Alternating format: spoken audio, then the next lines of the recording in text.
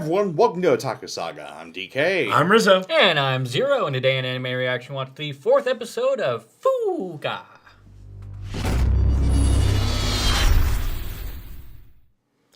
If you want to check out our reaction to the 4th episode of Fuuka, hit that link in the description below. And be sure to give us feedback in the comments section, because we love hearing from you. And as always, if you like what you see, subscribe to Otaku Saga, and don't forget to like and share our videos. And thanks for watching. So, in this episode of Fuuka, again, we pick up right where the last one left off. Nico-kun says the wrong things. The episode. Pretty much. Yeah, so we pick up where we left off with Fuuka walking up to Yu and Koyuki on the pier right after Koyuki had lost her umbrella and then lost her balance.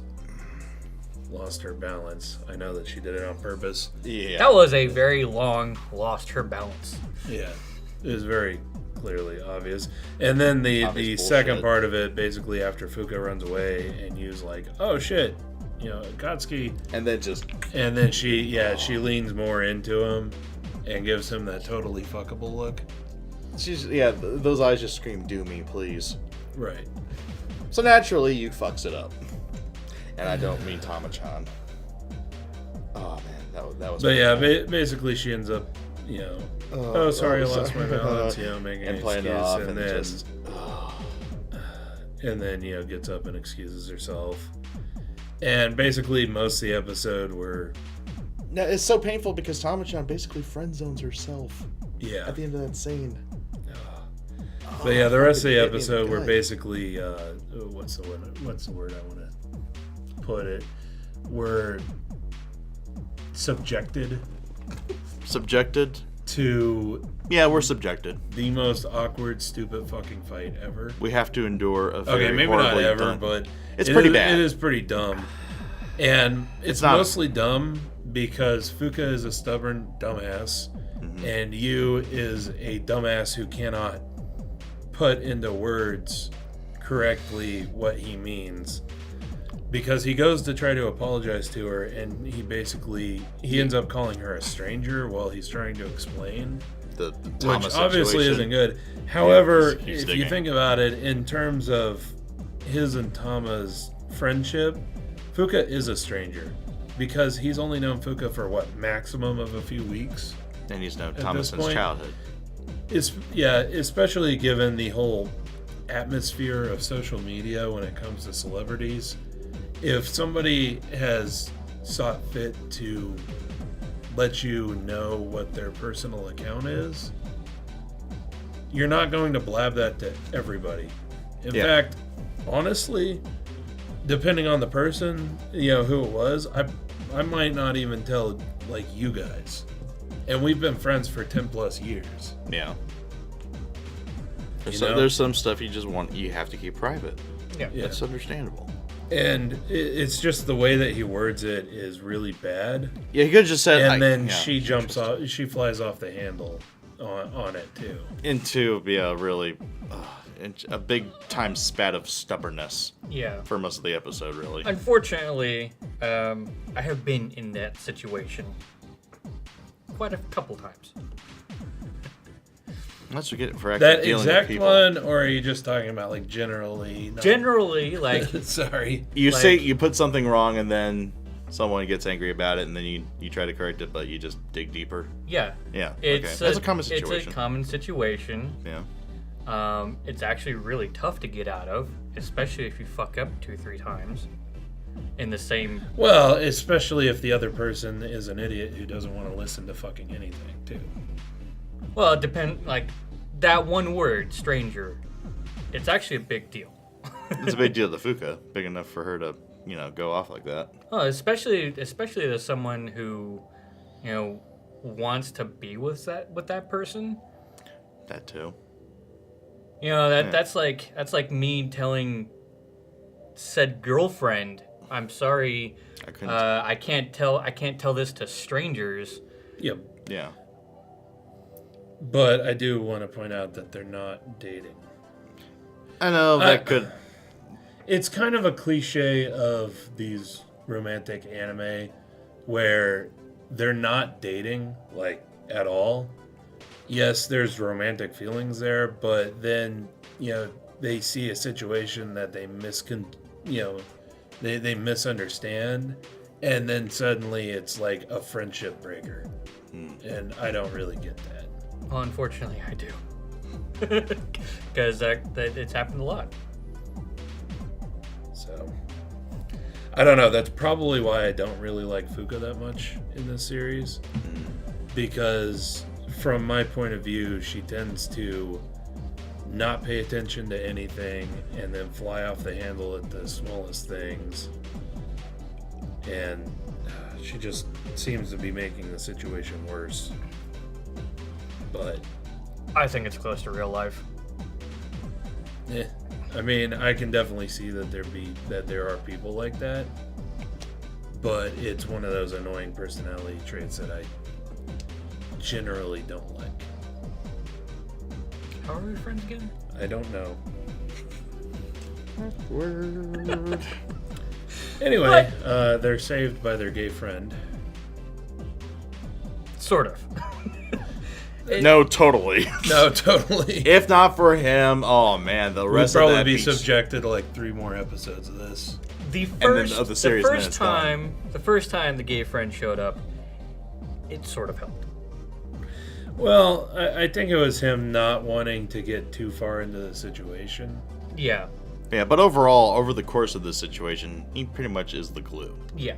And the reason why I said sort of is because it took a few times for the gay guy to actually fix things, and what he had to do was he had to sit Fuuka on the other side of a door and then talk to you as if he was talking to him in confidence. Yeah. So. And you just decides to throw everything out there. Ouch. So cheesy, but Yeah, cheesy, but I'm glad that they finally got over it. In the meantime, their teacher and one of her friends shows up with the senpai who was trying to get Fuuka to join the track team. And this time he is even way worse than he was before, being forceful.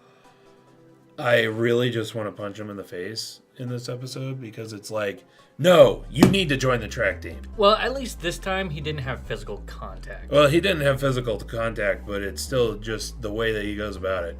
No, you have to join the track team. You would be so much better at track. It doesn't matter what you think. yeah. This is what needs to happen because you'd be good at it. Just because somebody's good at something doesn't mean that they want to do it. Yeah. And it's actually very hard to get people away from that, especially when they're so hard set on it. Oh man, not to be rather blunt about it, but I have a feeling this episode's hitting really close to home for us. Way too close. Yeah. Precision strikes, really. Yep. Anyway, yeah. But yeah, so it's revealed that their teacher and the guy running the restaurant and their other friend that showed up are actually members of the Hedgehogs. Cue epic fanboy moment. Right.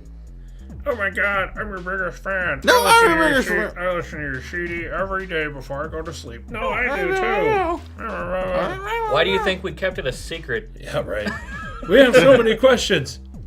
And Why do we... the fight comes back in. But, yeah, basically they end up deciding in order to prove to the senpai that this is a better direction. Well, this is a direction that is worthy for her to go in, which she shouldn't have to fucking prove anything to him. But they decide to stage a concert with the owner of the restaurant playing the drums because he was the drummer, their teacher playing the keyboard because she was the keyboardist, and the other guy playing the guitar because he was a guitarist.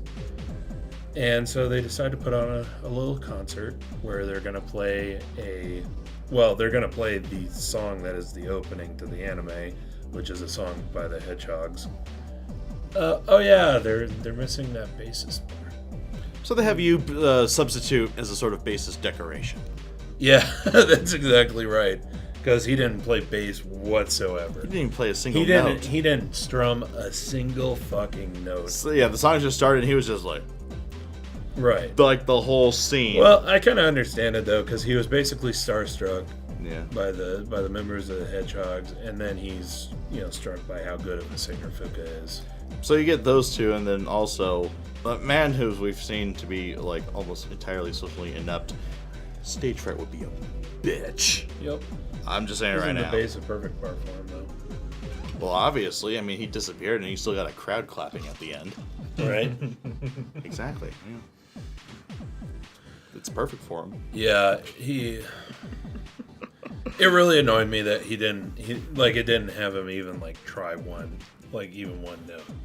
I hope I they understand actually where it's coming from, but same here, and I actually hope they come back to that. Like, say someone notices, like Fuuka, like recalls that incident and like calls you out on it when they start playing for real. Well, the other thing is, since the summer's ending, the beach house is closing down, so that guy is actually going back to Tokyo. Well, they all are, I believe. Well, they all are, but so they've basically voluntold him and the other members of the Hedgehogs to train them to play music. So I imagine that we're going to hear something about it from one of them. Probably the drummer, because he's so Blunt. I was going to say he has such a what's the word? Rough personality. He's definitely that guy that's going to be like the strict teacher. Yeah. The kind of guy that you wouldn't want to piss off. So He is to the Hedgehogs what Azusa is to Hokago Tea Time. The serious one. except like Tries to keep everyone on track. 10 times worse, or 10 times more serious. I don't know. Azusa's at least tried to be really serious. Yeah, but different kind of anime. Fair enough. But the same role. Is what Yeah. I'm getting at. But yeah, so basically, we get the little insert song, and it's showing that Fuuka's a good singer. Oh yeah, and it's actually I think it was revealed earlier. I think in episode 2 when we first meet that senpai, that his brother played drums, so he knows how to play drums. But he reaffirms it in this one, like, oh, I was only tapping along to the beat because I used to play drums. And that seals his fate. Well, you're gonna be the drummer. Karma's a bitch. You get voluntold. Yeah. How's it feel, bitch? Take it to like it. Take it to like it. We also see Koyuki in the distance wrapping up her filming or whatever the hell she was doing. Yeah. And, you get the moment with Promotional video. And, this song brings back memories. Yep. And then at the end, ending credits, after the credit scene, Yu returns home to find Koyuki in his house With glasses. My God, I finish. I mean, what do you want to bet that she's going to reveal that she's going to end up going to his school? it sounds far too obvious. Well, actually, you see both her and Fuuka singing in the opening. What makes you think she's going to join the band? She's too big of a main character. She has to. You have to have that love triangle as well in the band. That's what's going to make the big breakup story that they're going to cover in the VH1 special. Well, I'll never claim that the beginning of this series wasn't easy to piece together. It's pretty obvious. But, I mean, the series is still overall enjoyable. For me, Fuuka gets under my skin a little bit. Just almost how willfully ignorant she is at things. But it's not an unbelievable character because I know people like that in real life. Which gets under my skin in real life too. But I definitely like Koyuki better. But also I do have to go back to one of the things that I've said, I think several times in the past. I tend to like those female characters that don't stand a chance. I think you and I have both said that before, yeah. Like, almost everything. It's like, hey, I like this character. She has no chance with the main character. Which is actually funny this time because that person is the childhood friend. which usually has the chance. Not always. I don't want to get it too far into it here, but there's quite a few series where that's not necessarily the case. Where, it's kind of the Betty and Veronica situation where it's a trope, by the way, in case anybody's wondering. Where basically you get two love interests for the main character. One is kind of like the girl next door character, which is usually the childhood friend in anime, and then the other one is a more exotic character who comes into the main character's life a little later, and basically, how do I want to put it? Basically it's the normal versus the exotic, and that's pretty much to a T what we see here. Yeah. Except it kind of does little twists, because you wouldn't see the normal character being the idol or anything like that, but that's totally what she is. And then whereas, where like Fuuka, I think that's actually a trope for being the normal, or the kind of normal schoolgirl, very easily obtainable. It doesn't usually fit that. Well, her Fuuka's personality reminds me of another trope. What is it? The manic pixie dream girl. The one who's just kind of out there, spontaneous, up for anything. As said in the first episode, came in like a summer breeze. So kind of like you see in movies like There's Something About Mary, or I don't know, I can't really think of any other examples off the top of my head, but those kind of characters. Yeah, I mean, but that's basically what it is in this particular instance, because they're kind of setting that up. Obviously, the character is going to end up being more drawn to the Veronica. Yeah, to the Veronica as opposed to the Betty.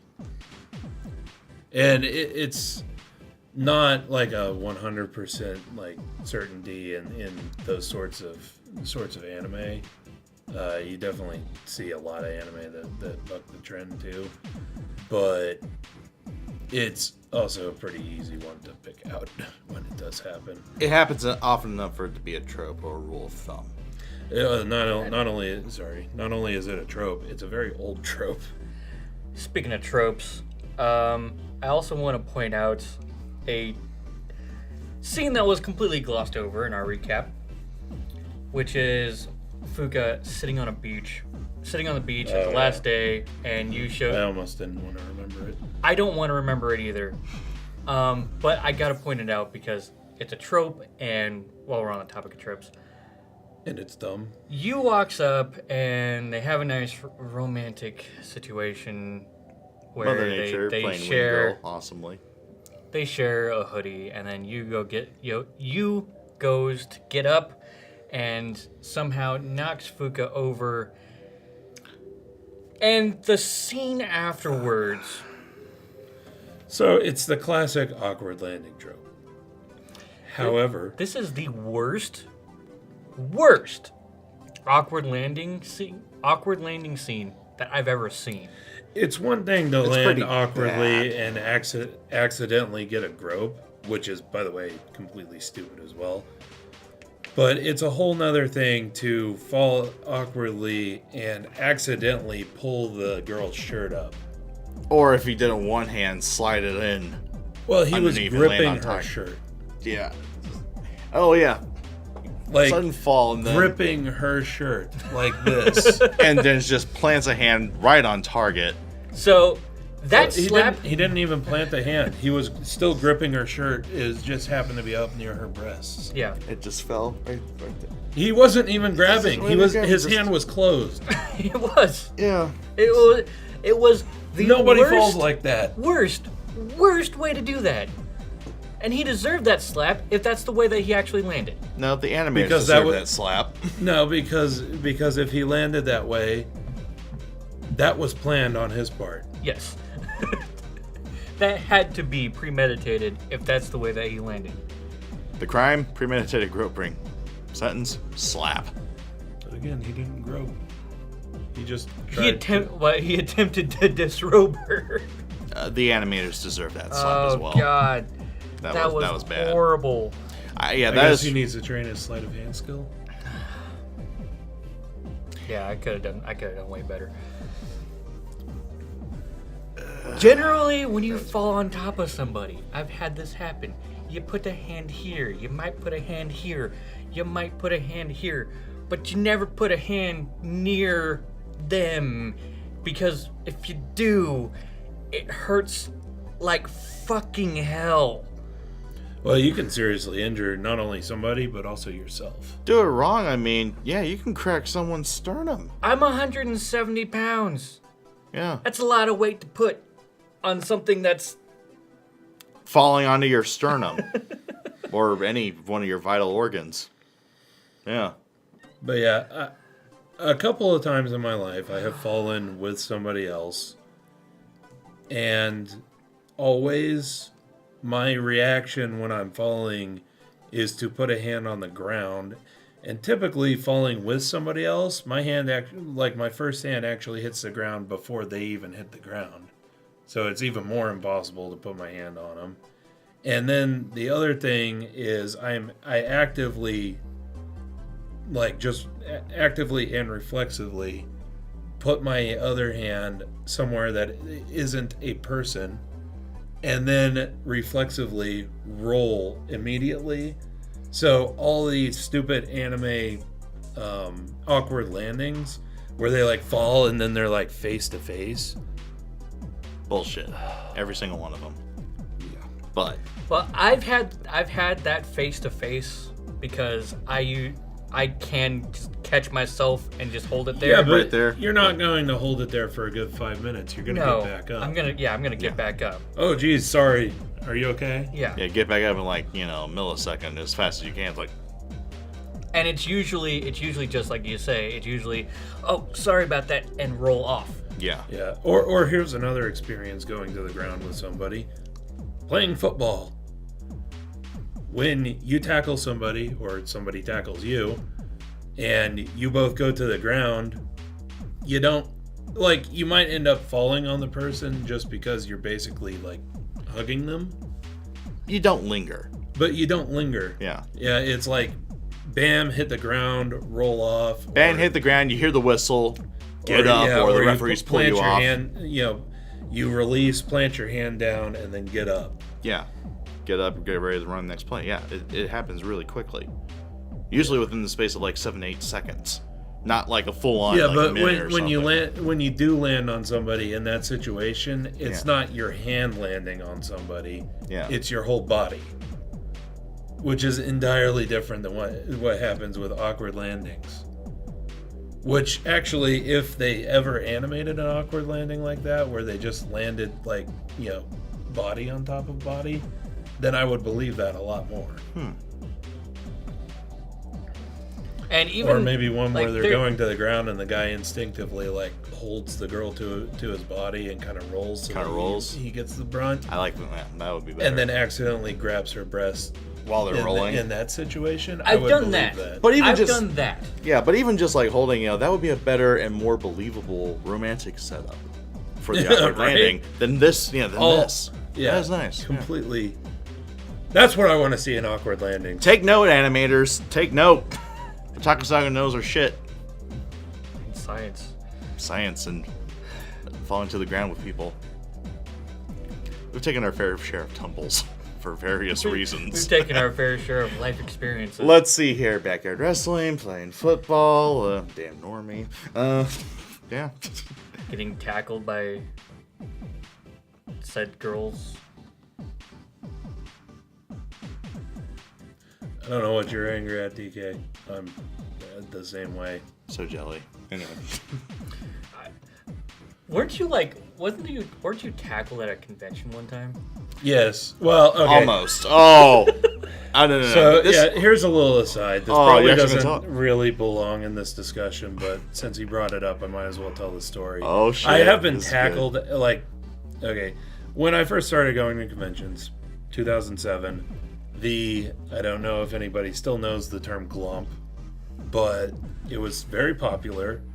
And I went to Fanimacon in 2007, and the whole glomp thing was really huge. So there'd be people like holding signs, free glomps or whatever. Basically flying tackle hugs. So I definitely got tackled a few times by chicks. But this one time that we're talking about, I was walking through the halls, and the convention center kind of has 2 levels, and I was over by the railing, and somebody's like, here, hold the sign, and I grab it and look down, and I see that it says glomp me.